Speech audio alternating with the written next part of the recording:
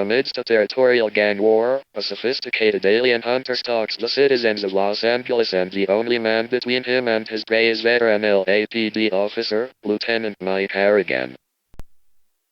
Predator 2 is a very different film to Predator. One of the most notable differences is the setting. Instead of taking place in the jungle like the first film, this one takes place in the city of Los Angeles. One other difference is the change in the cast. This film features a completely different cast of characters, and instead of Arnold Schwarzenegger we now have Danny Glover as Lieutenant Mike Harrigan.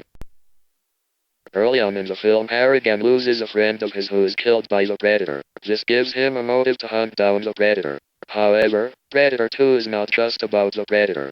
This film is set against the backdrop of a territorial gang war, which adds to the character's confusion over who is really killing these gang members.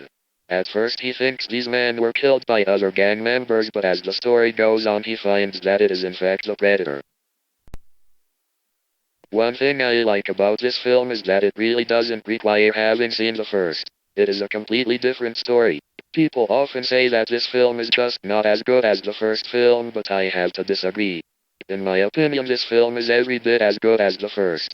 The characters are fairly interesting, the effects are just as good, and I think the subplot really added a lot to the film. Sure, it's lacking the same claustrophobic feel of the original, but when I watch a Predator movie I am looking for action, not so much horror.